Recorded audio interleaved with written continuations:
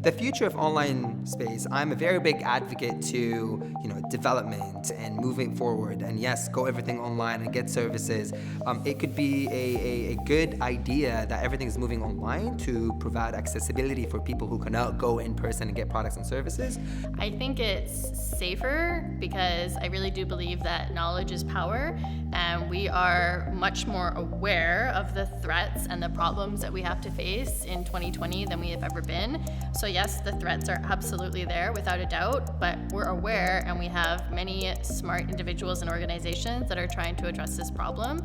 So absolutely the future would be safer. Very hopeful about the future, and I'm very hopeful about the online services in the future.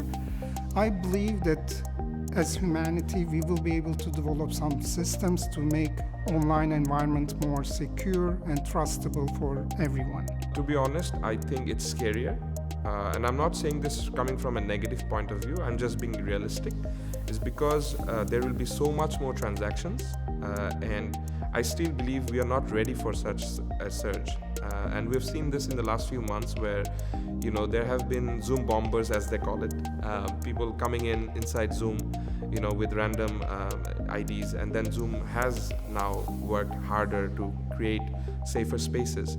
I think that all ties back into the body again. I think that comes back to the governing body. I think if we can really establish that and figure out the certain standards that people need to meet and find a way to enforce them, or at least have them influence that company in a strong way, then absolutely I think we could make it a safer space. But if we continue to let people just kind of do what they want and get away with it so easily, it's looking a little scary at the time, for sure.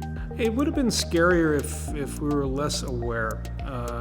It doesn't mean people aren't coming up with other ways. I mean, a lot of times you have the phishing scams that reach out to you and say hi, or you get the people that call you up on the phone and say, I'm from Visa. And then when you say, oh, which Visa are you from? And they click.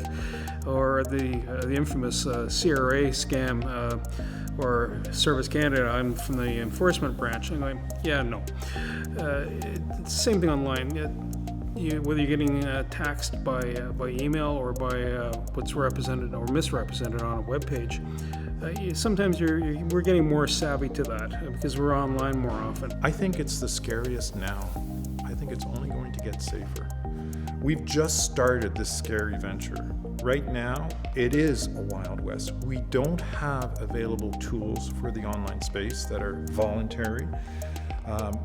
Collabofide is the first and unique offering of the type. There could be others in the future. We don't know what the future holds. One thing for certain, there's going to be millions more platforms in the future.